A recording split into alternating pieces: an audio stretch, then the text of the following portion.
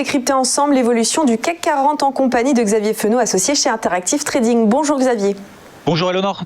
Alors Xavier, ça fait 3 jours que le CAC se porte bien, conséquence de l'effet vaccin sur les marchés. Comment ouvre l'indice parisien ce matin? Est-ce qu'il va continuer dans ce sens?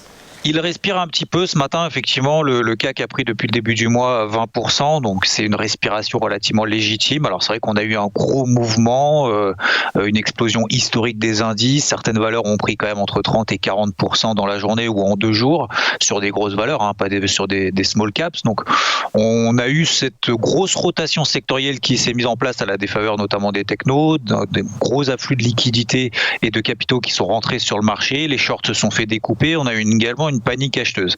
Alors, faut savoir que le but c'est pas ici de parler de ça, mais la news qu'on a eue autour de Pfizer, c'est des premiers tests intermédiaires dans un processus en phase 3 actuellement. Donc tout n'est pas acquis. Et d'ailleurs, il y aura très probablement une nouvelle concernant Pfizer, que ce soit cette semaine ou la semaine prochaine, puisque pour le moment on a fait des tests que sur 50% de l'échantillon qu'il faut pour pouvoir valider notamment cette phase 3. Donc on a eu cette envolée. Pour autant, on a d'autres indices avant de parler du CAC 40 qui échouent sur des zones de résistance technique. Je pense par exemple à l'indice allemand DAX, qui est finalement uniquement sur le haut du range dans lequel il évoluait, ou il évolue encore d'ailleurs depuis cet été, contrairement d'ailleurs au CAC qui lui est passé au-delà des 5200 points, on en parlera juste après.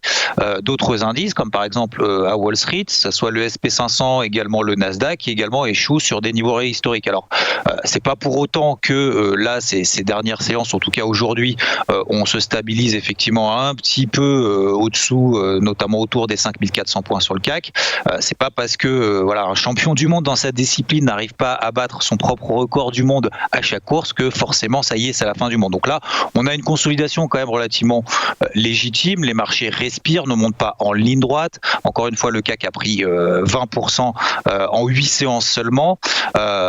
Donc là, l'objectif, ça va être de savoir maintenant qu'est-ce qu'on peut faire. Est-ce que finalement, est-ce que c'est trop tard pour acheter? Est-ce qu'au contraire, faut vendre parce que c'est peut-être exagéré? Alors non, parce que on a quand même une grosse impulsion haussière d'un point de vue technique. Lorsqu'on a des grosses impulsions comme ça, encore une fois, qui sont historiques, on peut pas invalider ce mouvement au moins avant 50% de retracement de cette bougie impulsive. En l'occurrence, sur le CAC, c'est cette zone des 5200 points. Ça tombe bien puisque les 5200 points, c'était le haut du range dans lequel on évoluait depuis cet été.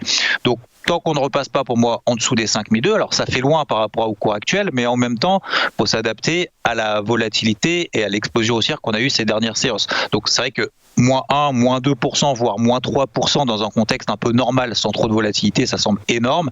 Là, c'est un petit peu différent. Donc tout est à mettre aussi en relation par rapport au contexte.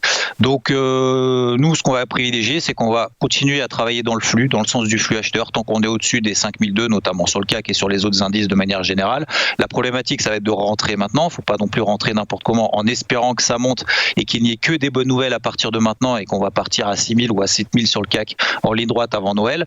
Mais il va falloir essayer d'exploiter un peu les mouvements. Donc on a par exemple à très court terme, donc là, il va falloir céder notamment de seuils, ce qu'on appelle des seuils dynamiques, puisque sur des zones support horizontales, vu qu'on est un peu au milieu de nulle part, c'est quand même relativement délicat.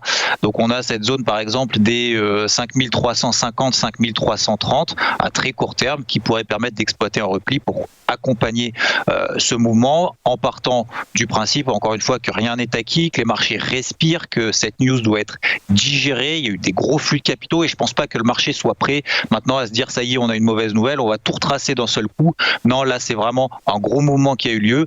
Donc oui, on respire. Mais toujours, va falloir continuer à s'accrocher parce que on va avoir encore quand même quelques mouvements de volatilité, mais faut prendre un petit peu de recul et s'adapter par rapport aux mouvements qu'on a eu. Donc encore une fois, si jamais on a un petit repli sur les 5350, 5330, ça pourrait permettre de prendre, de remonter, on va dire, sur le cheval. Si on est déjà à l'achat, c'est plus simple.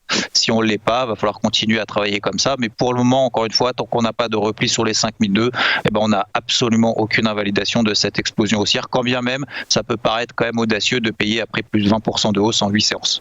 Voilà, donc on surveille bien cette zone. Merci beaucoup Xavier Fenot d'avoir été avec nous. On se retrouve dans quelques instants pour les Market Movers.